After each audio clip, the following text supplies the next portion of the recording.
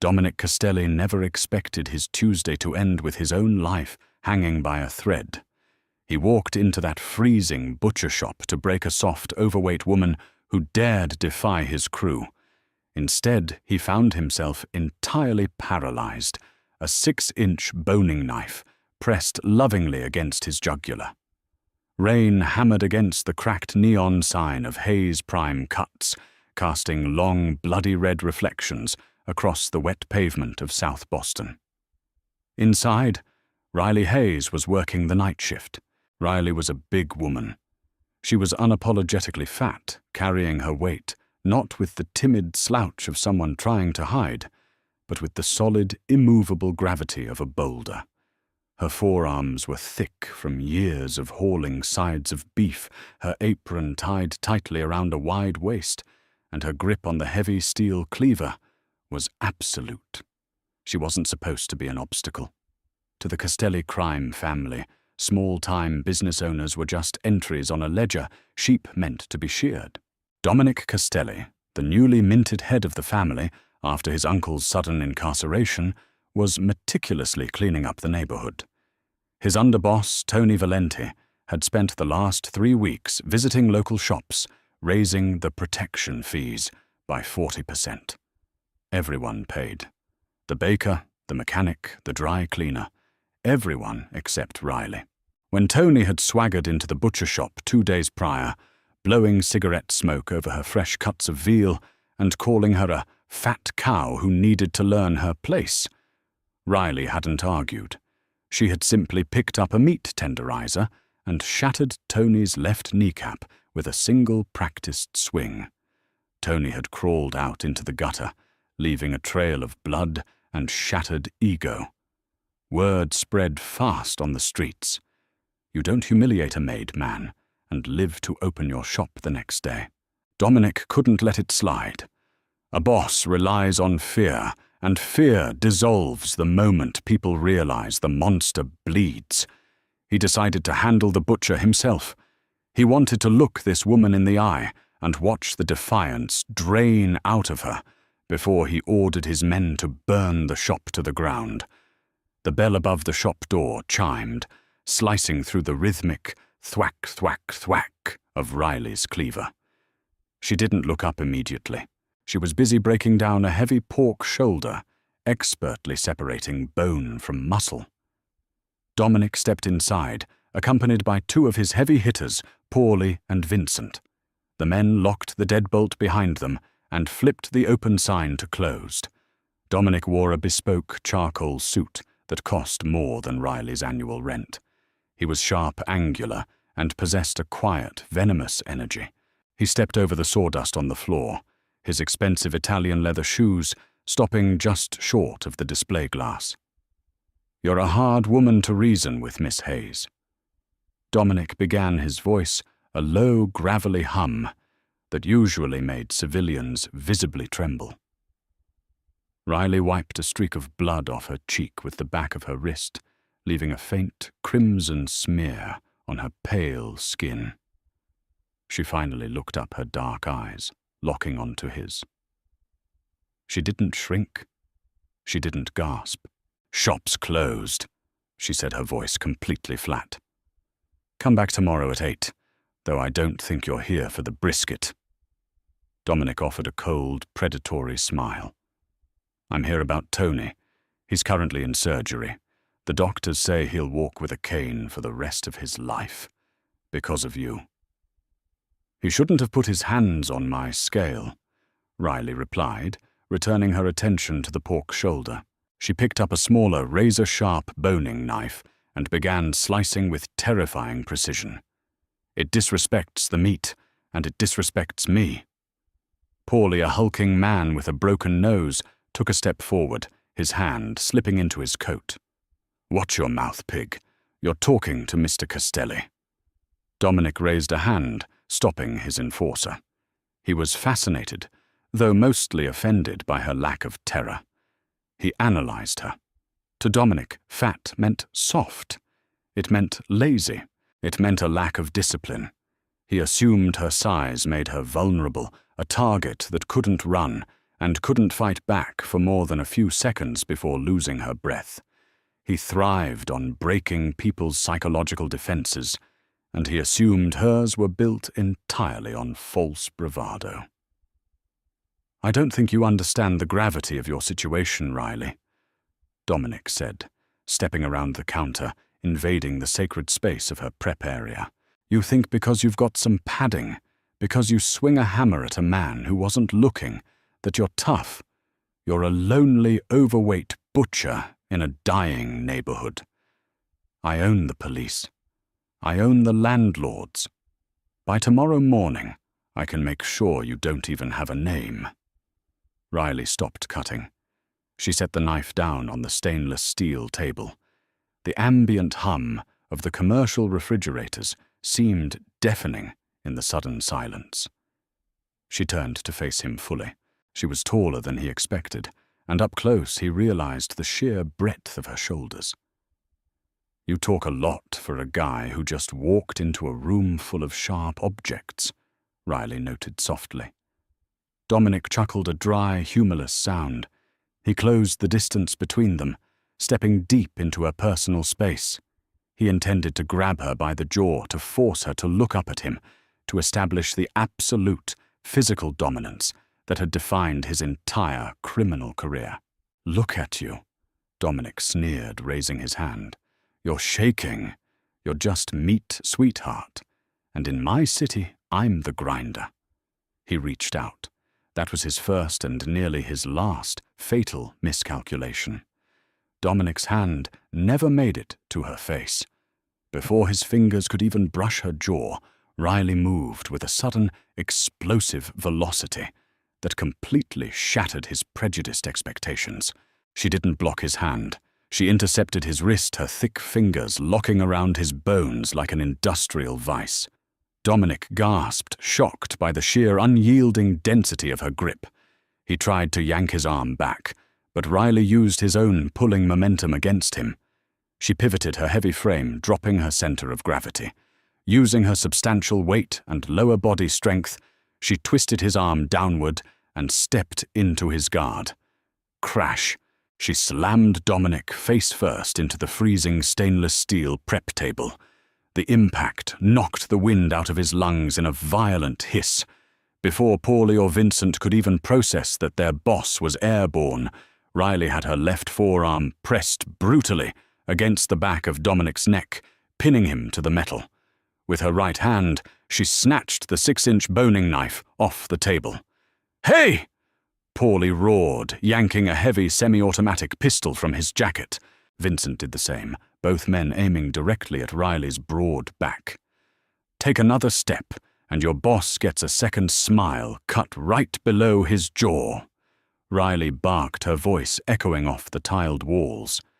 She wasn't bluffing. She pressed the razor-sharp tip of the knife directly into the soft flesh of Dominic's carotid artery. A tiny bead of dark red blood welled up around the steel. Dominic froze. The cold metal of the table bit into his cheek, but all he could feel was the searing, terrifying heat of the blade kissing his pulse. He couldn't swallow. If he swallowed, the blade would pierce the vein. His heart hammered, wildly trapped in the humiliating reality that he was completely, utterly at the mercy of a woman he had dismissed 30 seconds ago. "Put the guns down, boys." Dominic choked out his voice, a strained whisper. "Do it, now!" Paulie and Vincent hesitated, exchanging panicked glances before slowly lowering their weapons to the sawdust-covered floor. "Kick them away," Riley ordered. They complied, the heavy guns sliding across the floor and under the meat display cases. Riley leaned in close. Dominic could smell the metallic tang of raw meat and the faint scent of vanilla on her skin. Her heavy, rhythmic breathing was calm. Far too calm for a civilian holding a mafia boss hostage. "You made a few bad assumptions today, Mr. Castelli." Riley whispered, her lips right by his ear. Her voice was devoid of panic, replaced by an icy, calculated edge. "You looked at me and saw a fat girl you could bully. You saw soft, You didn't realize that weight is leverage. You didn't realize that breaking down 200-pound hogs every day gives a person a very deep understanding of anatomy. She applied a fraction of a millimeter more pressure to the knife. Dominic squeezed his eyes shut, a cold sweat breaking out across his forehead. But your biggest mistake, Riley continued, the twist of her words sinking in, was not doing your homework on who owned this shop before me. My father was Arthur Hayes. Dominic's eyes snapped open. The name hit him like a physical blow. Arthur Hayes. I see you know the name, Riley noted, feeling his muscles tense beneath her forearm. Everyone in the New England underworld over the age of 30 knew Arthur Hayes. He wasn't just a butcher. During the brutal gang wars of the 90s, Arthur had been the premier cleaner for the O'Bannon Irish Syndicate. When the Irish needed a body to completely vanish, without a trace it was brought to the back room of Hayes Prime Cuts. Arthur knew how to dismantle a human being in under an hour, feed the flesh to the stray dogs, and dissolve the bones in industrial lye. He died 5 years ago. Dominic stammered against the steel table. He did, Riley agreed. A heart attack. But not before he taught his only daughter the family trade. How to hold a knife, how to process meat, how to make sure a mess is cleaned up so thoroughly that even the FBI can't find DNA. She leaned her considerable weight a little heavier onto his neck, restricting his airflow just enough to induce panic. You walked into my shop threatening to make me disappear. She growled, the raw power in her voice vibrating through the table. Do you have any idea how easy it would be for me to drag you into the walk-in freezer? Right now, your boys out there, I've got enough lye in the basement to turn all 3 of you into a bad memory by sunrise. You think you're the monster in this city, Dominic? You just stepped into the monster's kitchen. Dominic was experiencing a bizarre cocktail of primal terror and shocking, undeniable intrigue. He had spent his entire adult life surrounded by manufactured toughness men who talked loud and puffed out their chests. But this woman, she was entirely authentic. She possessed a terrifying raw competency. The way she handled his weight, the absolute steadiness of the blade at his throat. She was a predator, cloaked in an unassuming disguise. What do you want? Dominic whispered. The arrogance completely bled out of him. I want you to listen to me very carefully, Riley said, easing the blade back just a fraction of an inch, allowing him to take a shallow, shaky breath. Your boys are going to walk out of that door, and you are going to sit in that chair in the corner. We are going to renegotiate the terms of my existence in this neighborhood. And if you ever insult my weight or my business again, they won't even find your teeth. Nod, if you understand me. Dominic gave a slow, microscopic nod. Riley smoothly stepped back, releasing him in a single fluid motion. She kept the knife in her hand, relaxed but ready. Dominic pushed himself up off the table, gasping quietly as he rubbed the back of his neck. He looked at the tiny smear of his own blood on his fingertips, then looked at Riley. She stood there, massive, unbothered, wiping the blade on a towel. Poorly. Vincent, Dominic rasped, straightening his ruined suit jacket. Wait for me in the car. Boss, are you crazy? We ain't leaving you. Paulie started. Get out. Dominic snapped his authority, returning though his eyes never left Riley. The 2 enforcers glared at the butcher, but eventually turned, unlocked the door, and stepped out into the heavy rain. The door clicked shut behind them. Dominic stood alone in the shop with the woman who had just brought him to his knees. He expected to feel rage. He expected his wounded pride to demand immediate, violent retribution. But as he looked at Riley Hayes, wiping down her butcher block, as if she hadn't just held the boss of the Castelli family at knife point, A dangerous, twisted smile crept onto his face. He didn't want to kill her anymore. He wanted to know her. Rain continued to batter the reinforced glass of the storefront, mirroring the violent storm of thoughts swirling inside Dominic Castelli's mind. He slowly walked over to the corner of the shop, his expensive Italian leather shoes crunching softly against the sawdust. He pulled up a heavy wooden chair and sat down, his posture rigid but lacking the arrogant swagger he had brought into the room just 10 minutes earlier. He watched Riley. He watched her move. She did not rush. She did not tremble. Riley walked over to the massive industrial-grade Hobart meat grinder sitting on the steel counter. She began feeding chunks of beef into the top, the machine roaring to life with a deafening mechanical hum that vibrated through the floorboards. She was a woman of substantial size, her thick hips and broad back, speaking to a lifetime of heavy, unforgiving labor. Dominic had spent his entire life surrounded by women who starved themselves to fit into designer dresses, women who moved like fragile birds. Riley moved like a freight train, deliberate, unstoppable, and entirely comfortable taking up space. "You have my attention." "Miss Hayes," Dominic finally said, raising his voice to be heard over the grinding machinery. "You said we are going to renegotiate the terms of your existence. Let's hear the terms." Riley flipped the switch on the Hobart grinder, plunging the room back into the quiet, rhythmic tapping of the rain. She picked up a pristine white towel, methodically wiping down her massive Wüsthof butcher knife. "My terms are simple and they are non-negotiable," Riley stated, her dark eyes locking onto his. She stepped around the counter, pulling up a sturdy metal stool opposite him. When she sat, she leaned forward, resting her thick, powerful forearms on her knees. Total exemption. First Hayes Prime Cuts is permanently off your collection ledger. No protection fees, no envelopes on the first of the month. I protect myself. The block's immunity. Second, the bakery next door, the mechanic shop across the alley, and the florist on the corner. They are under my umbrella now. You leave them alone. You don't raise their rates, you don't threaten them, and your boys don't even look at them funny. Respect third, you make sure Tony Valenti knows exactly why he is walking with a cane, and you ensure that neither he nor any of your other trigger-happy foot soldiers ever step foot in my shop trying to prove a point.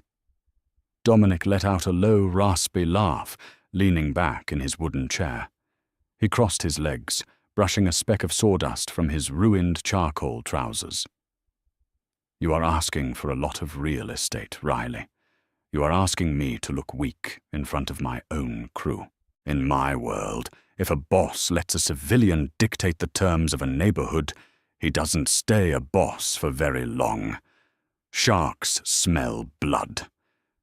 "Then you better learn how to swim faster," Riley replied coldly, "because if you refuse, I will personally guarantee that the police receive a very detailed anonymous ledger of your uncle's offshore accounts. My father didn't just clean up bodies, he cleaned up paper trails. I still have his safety deposit boxes." Dominic's breath hitched. She held all the cards and she knew exactly how to play them. But beneath the frustration of being cornered, a deep, undeniable fascination was taking root in his chest. Her absolute fearlessness was intoxicating. Her thick, sturdy frame wasn't a sign of weakness. It was an armor forged from a brutal, uncompromising reality. "I can agree to your terms," Dominic said slowly, his voice dropping an octave, becoming intimately quiet. "But if I am going to grant you the power of a protected capo in my territory, you are going to do something for me in return." Riley narrowed her eyes, her grip tightening slightly on the towel in her hands. "I am not a hitman, Castelli. I process beef and pork. I don't kill people for your family." "I don't need a killer," Dominic corrected, leaning forward, matching her posture. "I need a ghost.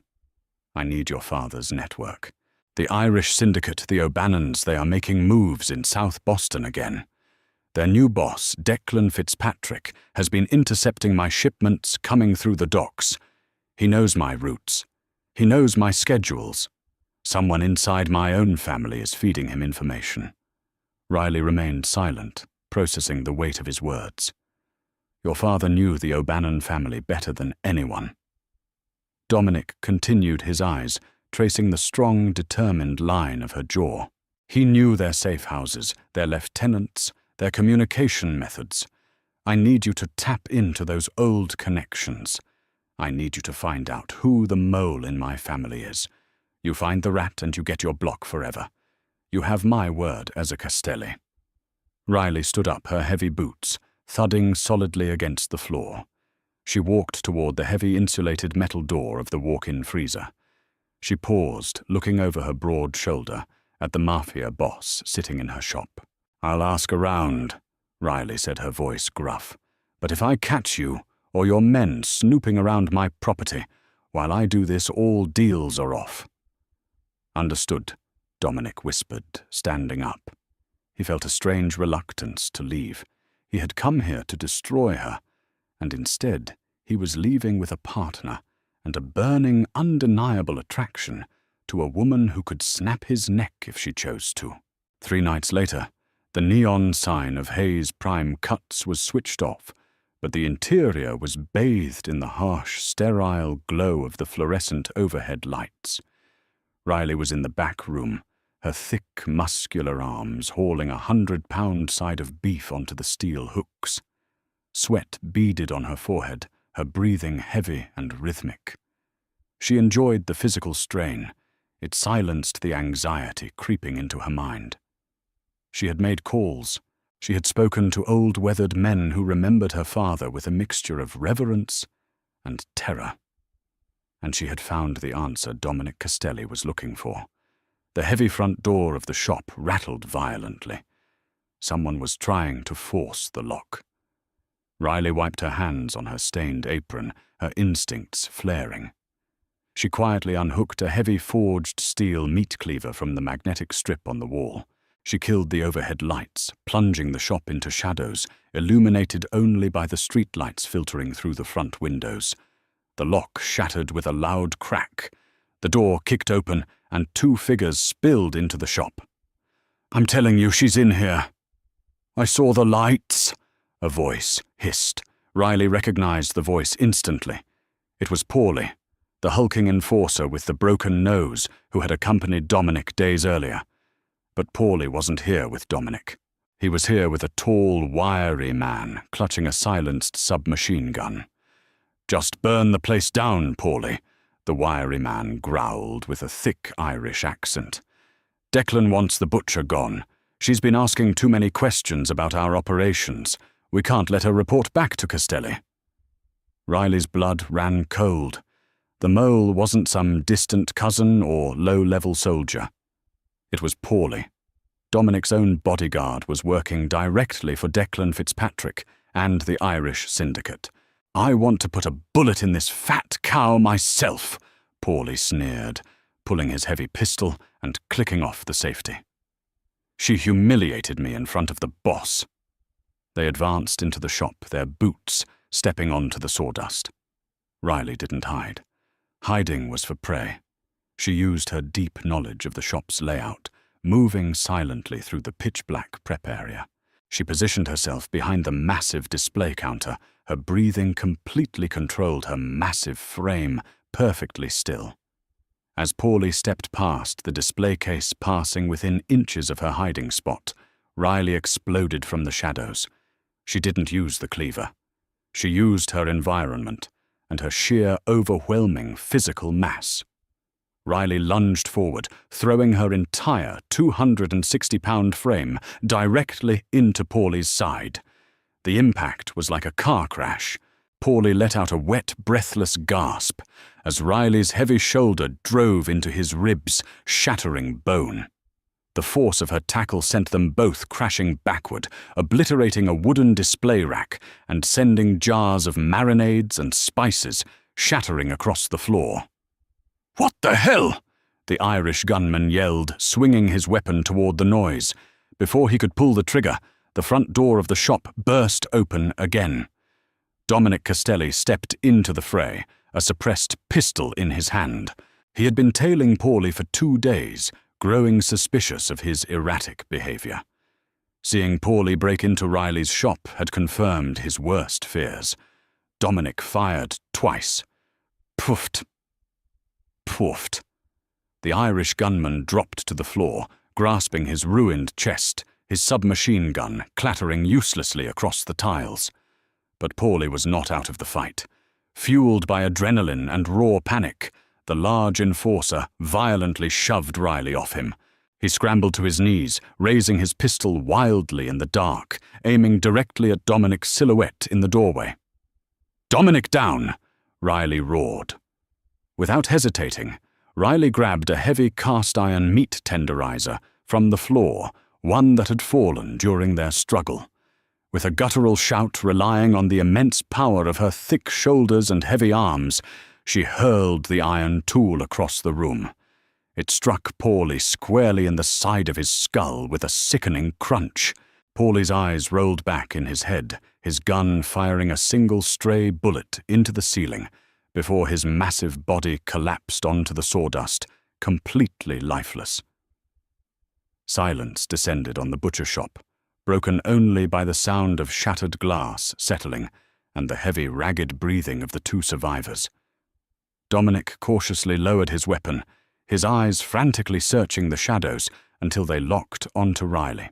She was slowly pushing herself up from the floor, her apron torn a thin line of blood dripping from a cut on her forehead, where she had grazed the broken shelving.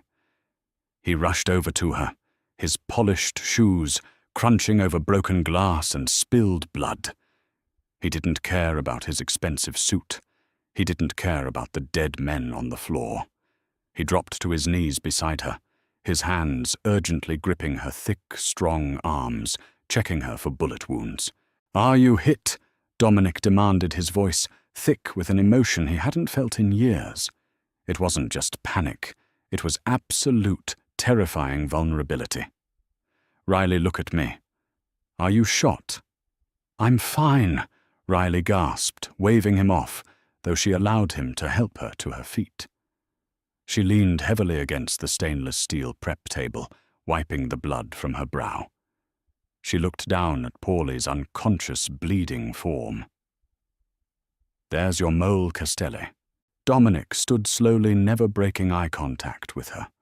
The adrenaline of the life-or-death struggle was rapidly fading, replaced by a suffocating, magnetic tension that pulled him toward her.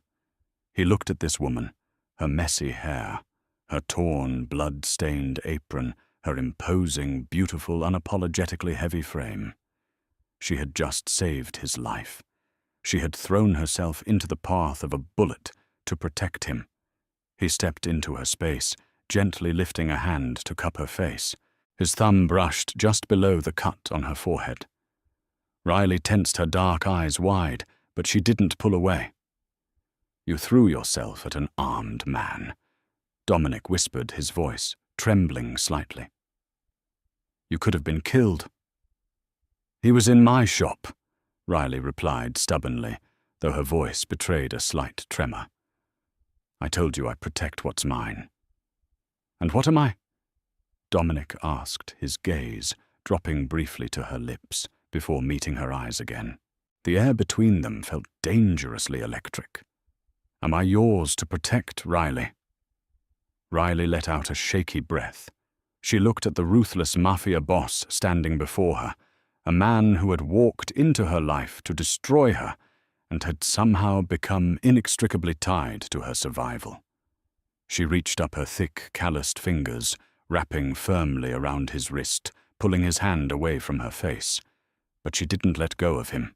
"You don't own me, Dominic," Riley said fiercely, her voice echoing in the quiet, bloody shop. "You don't get to claim me just because we bled together. I am not one of your soldiers. I am not a trophy. I am the woman who holds the knife." A slow, devastating smile spread across Dominic's face. He stepped even closer until his chest brushed against her soft, heavy curves, entirely captivated by her fierce independence. "I know," Dominic murmured, leaning in until his lips were mere inches from hers, the scent of vanilla and copper wrapping around his senses. "That's exactly why I can't stay away from you. You're the only person in this city I actually fear, Riley Hayes. And God help me, it is the most beautiful thing I've ever seen." He closed the distance, pressing his lips to hers in a kiss that tasted of iron adrenaline and undeniable power. Riley hesitated for only a fraction of a second before her heavy arms wrapped around his neck, pulling him violently against her, returning the kiss with the same fierce, crushing intensity she applied to everything in her life. They stood there in the dark, surrounded by the wreckage and the blood of their enemies, two unstoppable forces colliding in the shadows of South Boston. The Mafia Boss had finally found his equal, not in the glamorous boardrooms of the underworld, but in the heavy, capable hands of the butcher who had taught him how to bleed. If you felt the adrenaline of this gripping mafia romance, hit that like button and share this story with your friends. Don't forget to subscribe to our channel for more thrilling, dark romance tales and real-life drama that will keep you on the edge of your seat. Drop a comment below, telling us your favorite twist, and hit the notification bell so you never miss a single upload. Your support helps us bring more fierce, unstoppable heroines to life.